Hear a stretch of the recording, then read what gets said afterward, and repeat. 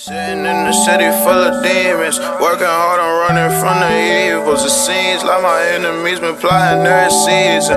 Leads for these niggas started scheming, believe on these niggas really greasy. Welcome back to my channel, This Route. Today we are going to be explaining MEPS. So let's get ready. So the way we're going to be breaking this MEPS process video down is, first we're going to do part one, which is going to touch on like the day before MEPS, like when you're at the hotel chilling and all that, and also the morning of MEPS. Second part is going to do all medical procedures, all that shit. And part three is going to be like your contracts, oath, and all that stuff. Alright, so the first thing that should happen to start off this MEPS experience is basically going down to your recruiter's office. So here, hopefully, this is what your recruiter does, but my recruiter explained like the questions that they're gonna ask you with the medical procedures, like some questions about him or her. And also he checked my height and weight again to make sure I was in the standard. So we didn't have any complications down with that. Explain like some foods and things that you might not want to eat or drink while you're down there, such as bacon, orange juice. A girl actually failed the blood test because she drank orange juice, and that was 3 times she failed that test until she found out, well, my recruiter told her that, yeah, you can't drink orange juice. So boom. I say basically keep it safe, drink water, have fun. All right, and yeah, I think that was, yeah, no coffee, caffeine, just no caffeine at all. Just keep it like that. So explain that. Also, some rules of the hotel. Like I said in my previous videos, don't get in the pool because it will fuck with your hearing. So you don't do that.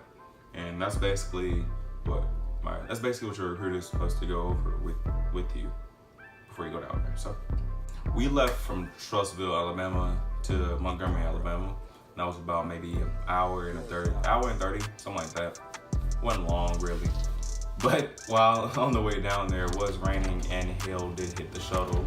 Yeah, to touch on that, you can drive down there yourself, but I think my recruiter just wanted us to take the shuttle so everything would go smoothly. So it's about it was 3 of us that left from the recruiter's office, and the shuttle picked up people all the way along the route. So in total, it was about maybe 15 of us in the shuttle. Yeah, something like that. But yeah, it was kind of a cool drive down. 2 kids kept fucking talking the whole time. And my recruiter, see, I already have fucked up hearing sometimes. So it was like, don't use headphones because it will fuck up your hearing for the test. So couldn't use those, and these kids were talking the whole way down about absolute bullshit. So, kind of annoying. I was trying to watch Transformers and shit. I had to turn my volume all the way up. Yeah, what it is. But we checked into the hotel when we got there through the Freedom Club. You don't go to the front desk, you go to the Freedom Club, and that's where basically they get all your information. So as soon as you walk in, you got this clipboard, and basically you sign your recruiter's name, all that shit. Sign your name, date. Yeah, that's it. I think that's all you do.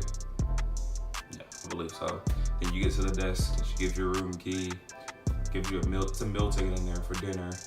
And she's like, be back down at 8:30.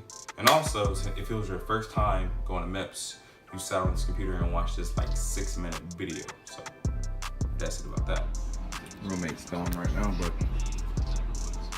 this is the room. Just MEPS processing. Simple. It's nothing crazy. So I got to my room, and my roommate was already there. He was one of the guys that was at the recruiting station with me, so, didn't have to get to know a new ass person, so it's kind of cool. So, chopped it up a little bit. I had a great time, My roommate was really cool, so I didn't have any fucking problems at all. Then we went down to dinner around we went down around 4:30, because we wanted to see if we could go in the common room, which is the Freedom Club, and play the video games that are in there. But she said couldn't do that until 5 o'clock, so we just waited and ate dinner and then went back. So that's it. And man, that entertainment room was fun. I mean, at first they really had some outdated games. So someone was already on the Xbox One, so we went to the, I think, PlayStation 3 it was, and played NBA 2K14. played that for a little bit until we saw the guys get up off the Xbox. You know, I'm an Xbox player, so I was eyeing that shit till they got off. Once they got off, went right over there. They 2K17, but I was whooping his ass in that, so he didn't want to play 2K. So we played UFC. That shit was fun. It was a whole tournament around on that thing. That was crazy. Went on like a 5 streak, then I got beat. But it was like 8:30 by then, so it was meeting, then I left. So around 8:30, this meeting basically just explained what's gonna go on the next morning, the rules for the hotel tonight, like the curfew, all that shit, and you know, processes to do in the morning. I'll explain all that to you guys. So that was all that was. So around 9 o'clock, I left the room to go up and shower and sleep. Had to pop 2 Benadryls because the nigga wasn't having that shit about not waking up. So I wake up the next morning, I set my alarm for 3:20. All right, so let me tell you a little story, man. So they're supposed to send have a wake-up call around 3:45. I'm already up, 20 minutes ahead because I want to get my shower. I want my roommate to get a shower. So we can be down, eat breakfast. You don't even eat breakfast first. You go to the Freedom Club and check out.